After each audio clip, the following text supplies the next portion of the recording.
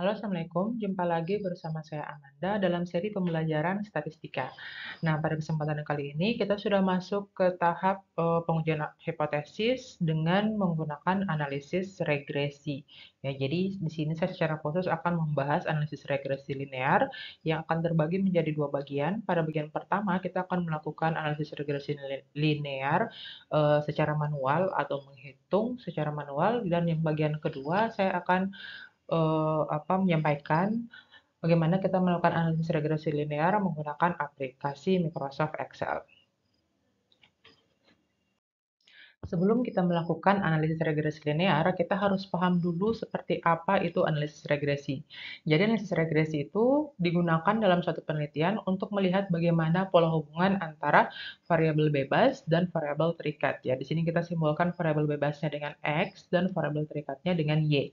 Kita mau mengetahui apakah pasangan-pasangan data nantinya yang kita peroleh dari sampel itu bisa didekati dengan pola garis lurus atau tidak, ya. Jadi kalau misalnya dia tidak bisa didekati dengan pola garis lurus, bisa saja dia membentuk pola kuadrat, ya, atau kurva, terus ada pola kubik dan lain sebagainya. Nah, jika pola hubungan antara variabel bebas dan variabel terikatnya itu bisa kita dekati dengan pola garis lurus, maka kita akan berusaha untuk menyatakan pola tersebut menggunakan persamaan matematika dalam bentuk persamaan garis lurus. Nah, persamaan garis lurus ini nanti garisnya itu dia disebut sebagai garis regresi. Jadi kalau kita bisa dekati dengan pola garis lurus ini, maka analisis yang kita lakukan itu disebut sebagai analisis regresi linear. Nah, ada alasan mengapa analisis regresi ini bisa kita gunakan untuk mempelajari pengaruh antara variabel bebas atau prediktor dan variabel terikat atau kriterion. Itu hal tersebut itu alasannya ada 4, ya. Yang pertama itu terdapat logika konseptual yang menghubungkan antara variabel bebas dan variabel terikat. Jadi sudah ada pernyataan-pernyataan atau teori-teori sebelumnya yang menyatakan kalau misalnya variabel bebas ini dia berhubungan dengan variabel terikatnya. Terus yang berikutnya, pada umumnya variabel bebas itu dia mendahului variabel terikat. Yang dimaksud dengan mendahului di sini adalah dari segi waktu kemunculannya, ya. Dari hal ini mengakibatkan yang ketiga adanya arah pengaruh direct efek dari variabel bebas ke variabel terikat, ya. Karena variabel bebasnya dia muncul duluan, sehingga arah pengaruhnya itu adalah dari X ke Y, atau kita bisa mengatakan kalau Y ini disebabkan oleh X. Dan yang keempat, terdapat kontrol secara statistik sehingga pengaruh prediktor lain dalam model terhadap kriterion atau variabel terikat kita itu di luar dari prediktor yang kita pelajari dapat kita kontrol pengaruhnya, ya. Jadi kalau misalnya kita mau sudah menentukan apa variabel terikatnya dan apa variabel bebasnya, jika saja ada variabel bebas lain di luar yang kita pilih, kita bisa mengontrol pengaruhnya terhadap variabel terikat. Oke, nah, analisis regresi linear ini sama seperti uh, uji-uji statistik, uji-uji hipotesis sebelumnya itu memerlukan syarat-syarat sebelum dilaksanakan. Jadi syarat-syarat untuk dilakukan uji analisis regresi linear yang pertama adalah kedua variabel itu memiliki hubungan kausalitas. Ya, tadi kalian lihat sudah lihat sendiri dia harus ada arahnya, ya. Jadi X ke arah Y. Jadi tidak bisa kalau misalnya dia berarah timbal balik. Terus yang kedua, residu atau galat acak dari variabel terikat, ya, yang mana nanti itu dia simbolnya Y kurang Y topinya, ya. Itu dia harus berdistribusi normal, ya. Jadi kalau misalnya pada uji statistik lain, misalnya uji dari rata-rata, dia data-datanya itu kelompok-kelompok datanya yang diuji normalitasnya. Kalau misalnya untuk analisis regresi linear, dia itu adalah residunya yang kita uji normalitasnya. Terus yang ketiga, adanya hubungan yang kuat antara kedua variabel, ya. Jadi ini nanti ditunjukkan dengan analisis korelasi. Yang ketiga, adanya hubungan yang linear antara variabel bebas dan variabel terikat. Jadi kalau kita melakukan analisis regresi linear, tadi sudah disebutkan di awal, syaratnya kita harus lihat dulu apakah pola hubungannya itu membentuk garis linear atau garis lurus atau tidak. Yang ketiga, untuk setiap kelompok variabel bebas, varian segala taksirannya itu harus homogen, ya. Jadi nanti ketika kita melakukan analisis itu nanti akan terbentuk kelompok-kelompok variabel bebas atau kelompok-kelompok X-nya. Nah, jadi itu disyaratkan atau harus diasumsikan kalau varians dari kelompok-kelompok tersebut itu dia harus homogen. Yang berikutnya, tidak adanya heterokedastisitas. Jadi yang dimaksud dengan apa fenomena heterokedastisitas ini adalah semakin menyebarnya variabel terikat dengan semakin meningkatnya nilai variabel bebas. Jadi, kalau kita gambarkan di diagram pencar misalnya, kita akan lihat pola datanya itu dia eh, semakin jadi dia semakin lebar seperti ini ya. Jadi akan semakin lebar, semakin dia tinggi besar variabel bebasnya, variabel apa nilai-nilai dari variabel y-nya juga semakin meningkat. Jadi bentuk polanya seperti ini, dia memencar. Terus itu tadi merupakan syarat-syarat dari dilakukannya analisis regresi linear. Nah, analisis regresi sendiri itu dia terbagi menjadi dua, ya ada yang sederhana dan yang berganda. Begitu juga dengan analisis regresi linear. Analisis regresi linear yang sederhana itu dia kita lakukan ketika kita hanya punya satu variabel bebas atau variabel X-nya cuma satu. Dan analisis regresi yang ganda atau yang berganda dia itu kalau kita punya dua atau lebih variabel bebas. Jadi boleh 3, 4, 5 dan seterusnya. Nah, tadi terkait dengan syarat untuk analisis regresi, kita bisa memenuhi syarat-syarat tersebut dengan yang melakukan yang namanya uji asumsi klasik ya sebagai prasyarat. Nah, kita lihat untuk analisis regresi sederhana tadi dia itu memerlukan uji normalitas ya, yang berganda juga seperti itu.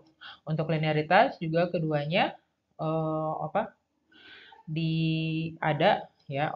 Terus yang berikutnya uji multikolinearitas, ini dia di regresi sederhana tidak ada, sementara di ganda ada. Terus ada uji heterokedastisitas, dia di sederhana ada, di ganda juga ada, dan yang terakhir ada uji autokorelasi, itu di sederhana tidak ada, dia di ganda itu dia, ini dia tidak ada ya, sederhana tidak ada, di ganda yang ada ya. Nah, nanti setelah ini kita akan melihat bagaimana contoh melakukan analisis regresi linear sederhana eh, di sini tanpa uji klasiknya. Ya, jadi diasumsikan semua uji-uji prasyaratnya ini sudah terpenuhi. Selanjutnya kita lihat bagaimana langkah-langkah analisis regresi linear. Ya, yang pertama itu sudah jelas, kita merumuskan dulu hipotesis. Yang kedua, menentukan taraf signifikansi atau alfanya kita. Yang ketiga, menentukan kriteria pengujian. Yang keempat, kita lakukan uji asumsi klasik. Yang kelima, kita lakukan uji korelasi untuk melihat ada tidak hubungan antara variabel bebas dan variabel terikatnya. Yang enam, kita lakukan yang namanya uji keberartian regresi. Yang ketujuh, kita menentukan persamaan regresi linearnya. Terus yang kedelapan melakukan uji T, dan yang terakhir kita melihat bagaimana besar koefisien determinasi ya. Nah, untuk yang ini menentukan persamaan regresi linear, dia biasa juga dilakukan sebelum kita melakukan uji-uji ini. Biasanya dilakukan setelah melakukan uji asumsi klasik, tapi ada juga yang dilakukan setelah kita melakukan uji keberartian regresi. Dan yang terakhir, kita akan mengambil kesimpulan sesuai kriteria pengujian yang sudah kita buat. Kita akan langsung masuk ke contoh. Nanti di contoh ini kita tidak melakukan asumsi klasik ya. Jadi untuk asumsi klasik ini akan saya contohkan di bagian kedua yang menggunakan aplikasi Microsoft Excel. Nah, jadi untuk analisis regresi linear sederhana sendiri itu dia kalau kita bikin buat model regresinya itu dalam bentuk persamaan garis lurus ya. Kita tahu kalau pada saat sekolah menengah dulu dia persamaan garis lurus itu dia bentuknya Y sama dengan MX tambah C ya. Dengan C itu merupakan konstanta, sementara M itu merupakan koefisien dari X. Nah, kita lihat kalau di model regresi, di sini konstantanya berarti A, alfa di sini ya. Sementara koefisien X-nya adalah beta. Nah, jadi pada saat kita menulis model regresi untuk populasi itu ada tambahan E atau error ya, karena yang namanya kita memprediksi selalu akan ada error yang menyertai prediksi yang kita lakukan. Makanya di persamaan nilai regresinya ada error di sini ditambahkan. Nah, untuk sampel yang akan kita teliti nanti, itu kita buat fungsi taksiran dengan persamaan seperti ini ya. Jadi, Y topi sama dengan A tambah BX. Oke, jadi fungsi taksiran ini dia tidak ada error ya. Dia sama persis dengan model persamaan umum garis lurus yang ini. Nah, jadi di sini kita lihat contohnya untuk yang regresi sederhana itu, kita butuh data, pasangan data, yaitu variabel bebas X dan variabel terikat Y sebanyak N. Ya. Kita lihat di sini datanya itu akan sama-sama N. Jadi karena berpasangan berarti jumlah data di X dan di Y-nya itu sama. Terus dari sumber data kita memperoleh X1, di situ juga sumber data yang sama kita memperoleh nilai Y1 ya. Jadi bukan sumber data yang berbeda. Jadi misalnya kalau kita mau memprediksi hasil belajar matematika berdasarkan minat matematikanya, berarti data untuk yang minat matematika untuk sampel pertama itu nanti harus sama data hasil belajar sampel pertamanya juga itu harus orang yang sama di Y1-nya. Ya, tidak boleh kita ambil dari orang yang berbeda. Oke. Nah, di sini kita lihat langsung contohnya ya. Jadi contohnya di sini kita mau menganalisis pengaruh kompetensi dan pengaruh kompetensi terhadap kinerja pegawai ya. Jadi X-nya itu adalah kompetensi, sementara Y-nya kinerja pegawai. Untuk keperluan tersebut kita ambil sampel acak sebanyak 15 pegawai dan datanya itu disajikan sebagai berikut. Nah, langkah-langkah yang kita lakukan ini, yang pertama tentu saja kita melakukan dulu uji asumsi klasik, tapi di sini kita asumsikan semua uji asumsi klasik kita itu sudah terpenuhi, ya. Jadi kita mulai dari langsung ke analisis regresinya. Pertama kita mulai dengan menentukan persamaan regresi Y atas X, lalu kita lakukan pengujian linearitas regresi Y atas X, dan signifikansi atau keberartian regresi Y atas X, ya. Terus yang berikutnya kita akan lakukan juga uji signifikansi dari koefisien persamaan regresi. Jadi persamaan regresi yang kita temukan di sini tadi kita akan uji juga bagaimana signifikansinya. Terus yang terakhir kita akan hitung koefisien korelasi dan koefisien determinasinya. Oke, kita langsung. Nah, di sini datanya sudah ada ya. Jadi untuk melakukan analisis regresi, kita harus mempersiapkan data-data yang ini. Pertama, kita masukkan dulu ya. Lihat tentukan di tabel itu nilai X sama nilai Y-nya. Terus untuk kebutuhan perhitungan koefisien-koefisiennya nanti itu kita akan butuhkan X kuadrat ya. Terus kita buktikan juga Y kuadrat dan X kali Y. Jadi misalnya ini X kuadrat 1600, ini kita peroleh dari 40 kuadrat. Di sini Y kuadrat 16 kita peroleh dari 4 kuadrat. Terus X kali Y itu kita dapatkan dari 40 dikali 4 itu hasilnya 160. Kita lakukan hal yang sama untuk semua pasangan datanya. Setelah kita sudah dapatkan untuk semua pasangan data nilai-nilainya, langkah berikutnya kita menentukan jumlah masing-masing. Ya, yang pertama di sini adalah jumlah X atau sigma X-nya, terus ada jumlah X kuadrat, ya. Terus itu ada jumlah Y, terus ada jumlah Y kuadrat dan jumlah dari XY. Ya, jadi kita tinggal tambahkan saja semua nilai pada setiap baris. Yang pertama kita mau tentukan itu kan tadi persamaan regresi untuk sampelnya adalah Y topi sama dengan A tambah BX. Ya. Pertama kita cari dulu nilai B. Jadi ini rumusnya itu yang ini ya. B-nya ini, terus A-nya itu ini. Jadi yang pertama kita cari adalah nilai B-nya dulu. Nilai B itu kita bisa dapatkan dari sigma XY dibagi dengan sigma X kuadrat. Tadi sigma XY kita sudah lihat mana sigma XY itu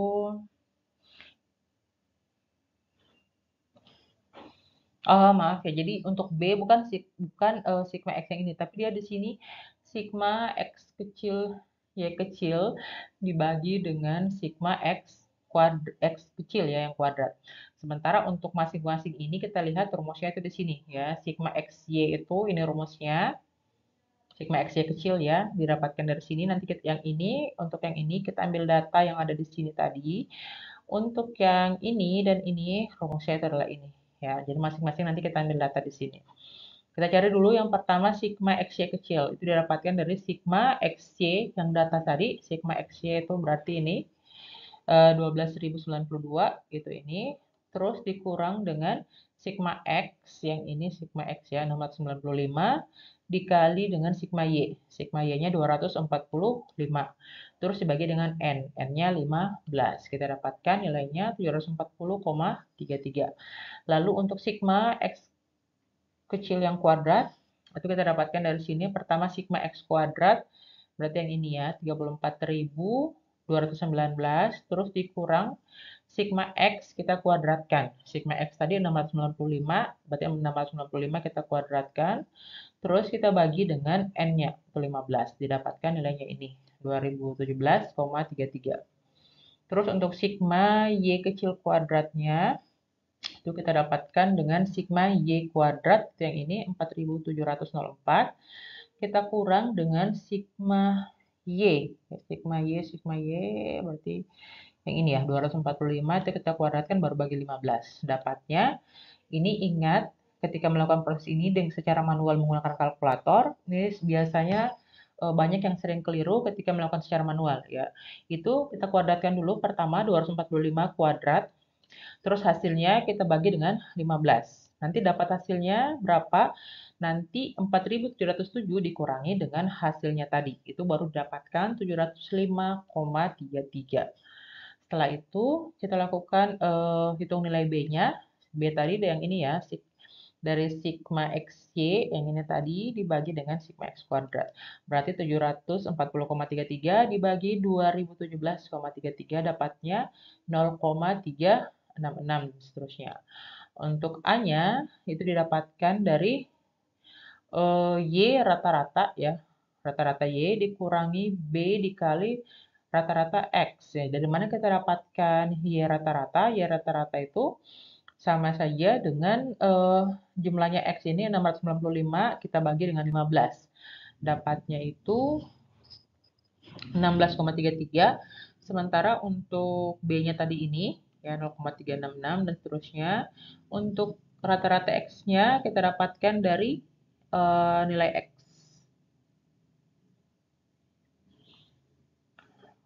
Oops, keliru ya. Jadi rata-rata Y-nya seharusnya dari sini ya. Y yang mana? Oh ya ini. Y-nya itu 245 ya, kita bagi dengan 15, hasilnya itu adalah 16,33 ya.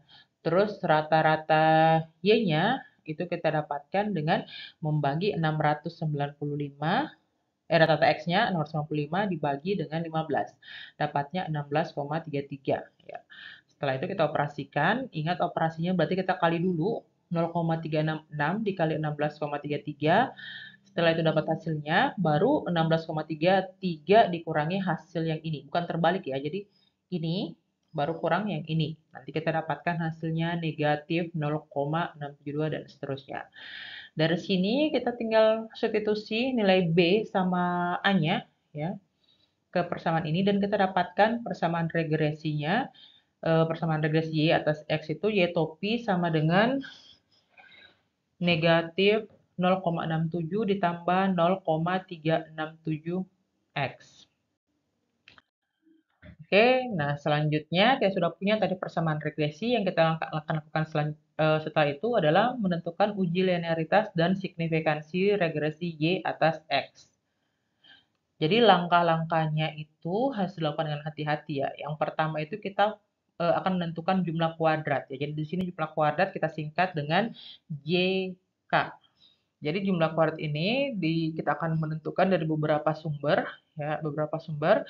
Yang pertama ini ada JKT, jumlah kuadrat total itu kita dapatkan dari sigma Y kuadrat tadi.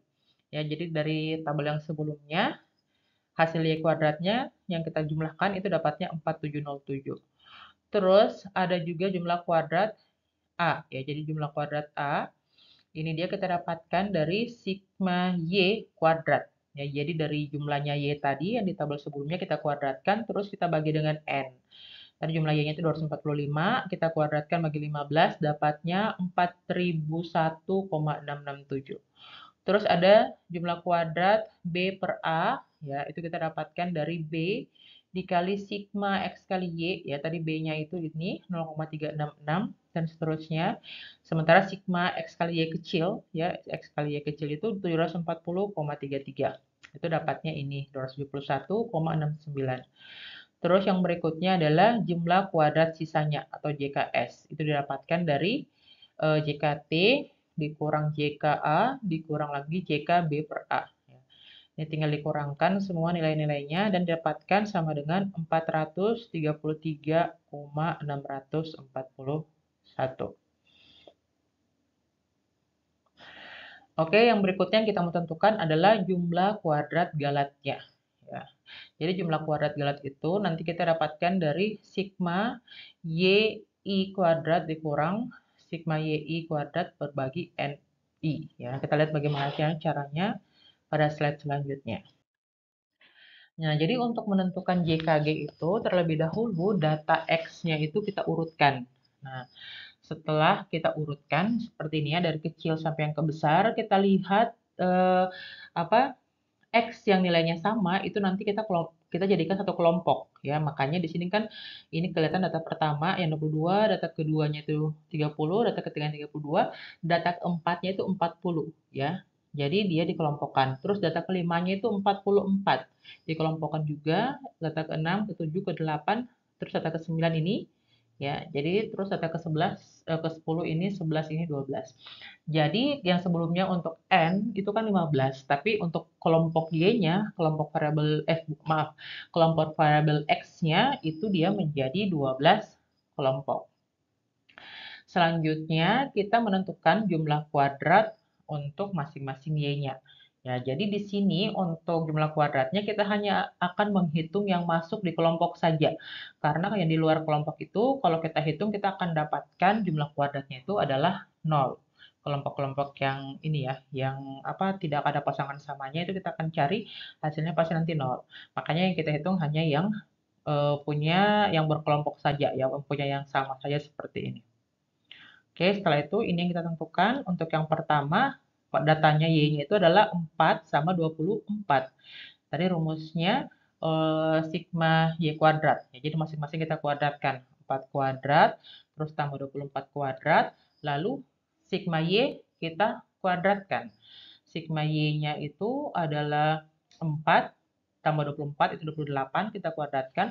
Terus kita bagi N. N-nya itu adalah jumlah yang ada di kelompok ini. Ya, N-nya itu adalah 2 di sini ya. Jadi ini untuk yang kelompok pertama. Kelompok kedua kita lakukan hal yang sama. Dapatnya seperti ini dan kelompok ketiga yang ini dapatnya yang kayak gini. Terus kita operasikan. Nah, jadi kalau operasinya itu caranya pertama ini kita kuadratkan ya, kuadratkan ini, terus kita kuadratkan juga ini ya. Terus yang ini untuk yang ini kita kuadratkan dulu, baru kita bagi 2, nanti dapat lagi angkanya ini, baru kita jumlahkan hasilnya tadi dan dikurangkan dengan ini ya. Hati-hati salah dalam melakukan operasi. Nah, setelah kita operasikan kita dapatkan JKG-nya itu jumlah kuadrat galatnya sama dengan 236,5. Nah, selanjutnya kita menentukan jumlah kuadrat TC ya. TC singkatan dari tunai cocok ya. Jadi jika TC-nya itu didapatkan dari JKS, dari JKS sudah dapatkan sebelumnya, dikurangi dengan JKG. Itu hasilnya 433,64 dikurangi dengan 236,5 dapatnya 197,141. Nah, setelah kita sudah punya semua jumlah kuadrat, langkah selanjutnya adalah kita menentukan derajat bebas dari setiap sumber varians. Ya. Yang pertama, derajat bebas totalnya itu sama saja dengan N, itu 15. Ya. Terus derajat bebas untuk A dan B per A itu masing-masing 1. Ya. Terus derajat bebas sisanya itu N kurang 2. Ya. N-nya 15 kurang 2 itu sama dengan 13. Derajat bebas galat itu diambil dari yang ini. Ya, dari jumlah kelompok untuk X-nya. Karena ada 12 ya. Bukan, derajat bebas ya 12 dan kita dapatkan derajat bebas galat itu sama dengan N kurang K. Jadi 15 kurang 12 dapatnya 3. Dan yang terakhir derajat bebas untuk TC-nya itu dari jumlah kelompok X atau K di sini ya. Itu dikurangi 2. Berarti 12 kurang 2 hasilnya 10. Oke, setelah sudah punya itu, kita akan menentukan eh, rata-rata jumlah kuadrat. Nah, jadi rata-rata jumlah kuadrat ini tinggal kita bagi antara jumlah kuadrat dengan derajat bebasnya. Ya, jadi yang pertama, rata-rata jumlah kuadrat A itu kita bagi dengan derajat bebasnya. Jadi 4001,667 bagi 1 ini hasilnya. Yang B per A juga sama ya, kita bagi dan hasilnya ini. Terus rata-rata jumlah kuadrat yang S kita bagi JKS dengan derajat bebasnya berarti 433,641 bagi 13 ini dapatnya ini. Yang galatnya juga kita bagi dapatnya 78,833 dan yang terakhir yang rata-rata jumlah kuadrat untuk TC-nya itu kita dapatkan 19,7141. Oke, nanti data yang ini akan kita gunakan untuk menyusun tabel ANOVA untuk analisis regresi ini. Ya, jadi sebelum masuk ke tabel ANOVA itu, kita akan lihat dulu nilai F-hitungnya. Ya, jadi kita tentukan F-hitung, baru nanti masukkan ke tabel. Yang pertama, nilai F-hitung itu kita gunakan untuk melakukan uji linearitas regresi Y atau X. Ya, tadi sebagai syaratnya, Y terhadap X itu dia harus membentuk hubungan yang linear. Jadi hipotesis nolnya itu adalah Y sama dengan alpha tambah beta X atau regresinya kita itu linear. Sementara hal satunya Y itu tidak sama dengan alpha tambah beta X atau regresinya tidak linear. Jadi harapannya kita kalau kita menggunakan analisis regresi linear, kita harus menerima H0. Nah, menerima H0 itu dia terjadi ketika F hitung kurang dari F tabel. Jadi F hitungnya itu kita bagi untuk uji linearitas ini kita menggunakan data untuk TC. Jadi F hitung TC itu didapatnya dari rata-rata jumlah kuadrat untuk TC tadi ya, yang ini dibagi dengan rata-rata jumlah kuadrat galat. Yang ini ya, didapatkan itu sama dengan 0,250. Terus kita bandingkan dengan F-tabel. Jadi F-tabel itu kita cek kembali di tabel F. Ya, kalian bisa melihat bagaimana cara membaca tabel F dengan alfanya 0,05 ya. Terus derajat bebasnya itu, derajat bebas yang pertamanya itu untuk variabel pertama adalah yang punyanya TC tadi 10. Terus yang kedua untuk galat itu dia 3. Berarti kita cari di F-tabel dengan alfa 0,05. Terus untuk yang variabel pertamanya 10 dan variabel keduanya 3. Ya, didapatkan F-tabelnya itu 8,79. Nah, karena nilai F hitungnya tadi 0,250 itu lebih kecil dari 8,79, berarti H0 itu dia diterima. Kalau H0 diterima apa artinya? Artinya persamaan regresi Y atas X atau terhadap X itu dia berbentuk garis linear.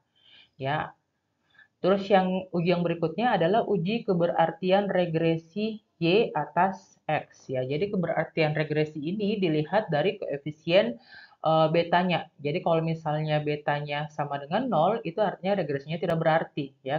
Artinya Y sama sekali tidak dipengaruhi oleh X. Sebaliknya kalau betanya itu tidak sama dengan 0, berarti regresinya berarti. Nah, pada kasus yang ini, uji ini, kita mengharapkan regresi kita itu memiliki arti. Ya, itu yang kita harapkan. Kita akan mencoba, kita lihat yang diperhatikan di sini itu kita menggunakan F hitung untuk B per A. Ya, jadi B per A itu didapatkan dari rata-rata jumlah kuadrat untuk B per A dibagi dengan rata-rata jumlah kuadrat untuk sisanya. Ya, itu nilainya tadi ini, ya, ini dibagi ini dapatnya 8,145. Kita bandingkan lagi F-tabel. Nah, F-tabelnya itu berbeda dengan F-tabel yang di sini tadi. Kalau di sini beda karena derajat bebasnya berbeda ya. Alfanya tetap 0,05. Derajat bebasnya tadi untuk B per A itu 1, terus yang sisanya itu 13 ya. Jadi kita lihat F-tabel untuk 0,05 dengan variabel pertama 1, variabel kedua 13 didapatkan 4,67.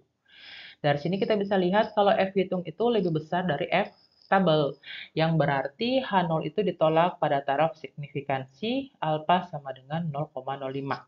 Apa kesimpulannya? Kesimpulannya adalah regresi Y atas X adalah signifikan. Nah, jadi kesimpulan dari dua uji ini tadi adalah variabel X berpengaruh terhadap Y dan bersifat linear.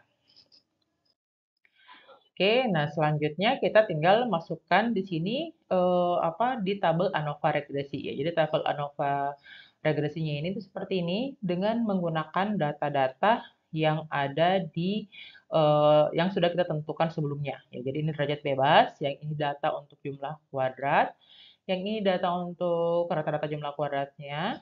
Terus ini untuk nilai F hitungnya masing-masing yang dua tadi yang sudah kita dapatkan, dan ini untuk F tabel ya. Tadi berdasarkan ini tabel ANOVA ini kita sudah simpulkan kalau kompetensi berpengaruh terhadap kinerja pegawai dan pengaruhnya itu bersifat linear. Nah, setelah kita melakukan analisis itu, kita dilanjutkan dengan yang namanya uji signifikansi koefisien persamaan regresi. Ya, yang mana langkah-langkahnya itu yang pertama kita hitung dulu galat baku taksiran ya. Taksirannya itu atau dikenal dengan standar error. Terus yang kedua kita menghitung penduga untuk alfa dan beta untuk masing-masingnya. Jadi untuk galat baku taksiran tadi dia sama saja dengan rata-rata jumlah kuadrat S ya. Jadi itu sama dengan 33,357 untuk ini ya, S kuadrat E-nya. Terus yang penduga alfa tambah beta kita dapatkan dengan rumus yang ini ya, S kuadrat alfanya, ya, S kuadrat A-nya itu ini ya rumusnya pakai sigma X besar yang kuadrat kita bagi dengan N dikali sigma X kecil ya yang kuadrat baru dikali sama ini S kuadrat E. Dapatnya itu nilainya tadi ini sigma X kuadrat ya 34.219, N-nya 15 dikali dengan ininya tadi ini, terus dikali lagi sama ini. Nah, kita dapatkan SA-nya itu sama dengan 6,142. Ya. Oh, enggak, S kuadrat A-nya atau varian A-nya itu adalah 37,721, sementara SA-nya atau apa lagi simpangan baku A-nya itu adalah 6,142. Sementara untuk B-nya rumusnya itu adalah varian E dibagi dengan sigma X kecil kuadrat. Ya, ini tadi, terus kita bagi dengan ini, sama ini ya. Didapatkan 0,01654. Ya, itu untuk variansnya, sementara standar simpangan bakunya berarti tinggal diakarkan ya. Diakarkan dari ini itu didapatkan 0,1286. Setelah sudah punya ini, kita akan melakukan statistik uji T. Ya, di mana untuk uji T-nya ini, hipotesis yang mau kita uji adalah kompetensi berpengaruh positif terhadap kinerja pegawai. Ya, berarti kalau berpengaruh positif, kita harapkan betanya itu lebih besar dari 0. Itu berarti H0-nya itu beta kurang dari sama dengan 0. Ya, kita akan melakukan statistik uji, kita tentukan nilai TA-nya. TA itu didapatkan dari A, nilai A per SA, ya per simpangan baku A. Simpangan baku A-nya tadi itu ini berarti negatif 0,67 dibagi 6,142. Itu sama dengan negatif 0,109. Yang berikutnya untuk B-nya itu dibagi ya, untuk TB-nya itu dibagi B. B-nya tadi ini ya koefisiennya tadi nih ya. B-nya 3,67 ya dibagi dengan 0,129 ya. Ini 3,67 ya. Ini dia 3,67 seharusnya ya sini. Oke. 3,67 itu untuk B-nya, terus dibagi dengan standar simpangan baku B itu 0,129 tadi yang ini dibulatkan ya. Dapatkan TB-nya 2,854. Setelah itu kita akan bandingkan nilai T ini masing-masing dengan T-tabel. T-tabelnya itu kita lihat untuk alfa 0,05 dengan derajat bebas S-nya ya, atau derajat bebas sisa itu 13 tadi ya. Berarti kita lihat T-tabelnya itu 1,77. Nah, yang pertama karena kita lihat untuk yang ini ya, ini dia lebih kecil dari T-tabel ya. TA itu kurang dari T-tabel berarti H0-nya diterima. Hal ini berarti konstanta persamaan regresinya itu tidak signifikan. Ya, kelihatan sekali kalau konstantanya itu kecil ya sehingga dia tidak signifikan.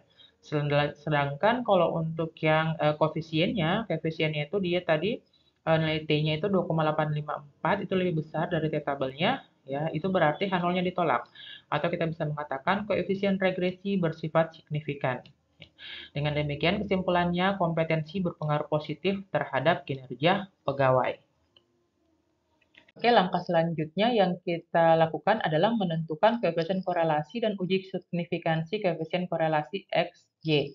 Ya, jadi koefisien korelasi ini kita dapatkan seperti pada saat melakukan uji korelasi dengan menggunakan rumus korelasi Pearson. Ya, kita dapatkan nilai Rxy-nya menggunakan rumus yang ini, ya, Rxy menggunakan yang sigma yang Xy kecilnya ya. Itu didapatkan 0,621. Itu untuk koefisien korelasinya. Selanjutnya kita mau lihat apakah koefisien ini dia itu signifikan atau tidak. Ya, jadi kita menggunakan hipotesis 0, rho sama dengan 0, dan hipotesis alternatifnya rho tidak sama dengan 0. Kita menggunakan uji T, di mana rumus T hitungnya itu adalah ini. Ya, kita masukkan nilainya, Rx yang ini, terus N-nya tadi 15, 15 kurang 2 itu 13, terus 1 dikurang R kuadrat XY, berarti ini kita kuadratkan dan didapatkan. Jadi cara hitungnya, pertama kita akarkan dulu 13, ya, terus kita kali dengan 0,621, terus yang di bawah ini kita kuadratkan dulu 0,621, ya, habis itu hasilnya nanti 1 kita kurang dengan hasil kuadratnya ini, baru kita tarik akarnya. Ya. Nanti hasilnya yang di atas tadi baru kita bagi dengan yang di bawah. Oke, didapatkan 2,849. Kita bandingkan dengan T-tabel untuk alfa 0,05 dengan derajat bebas N kurang 2, yaitu sama dengan 13. Diperoleh T-tabelnya itu 1,77. Nah, kita lihat di sini sudah jelas kalau T hitungnya tadi ini itu lebih besar dari T-tabel sehingga H0-nya ditolak. Ini artinya korelasi antara X dan Y itu signifikan. Karena koefisien korelasi adalah positif, maka makin tinggi kompetensi, maka makin tinggi pula kinerja pegawai yang dapat dicapai. Oke, yang terakhir kita melihat koefisien determinasinya. Ya, jadi koefisien determinasi ini dia berhubungan dengan koefisien korelasi. Ya, jadi koefisien korelasi kita sudah sempat bahas di pertemuan sebelumnya, itu adalah nilai R-nya. Ya.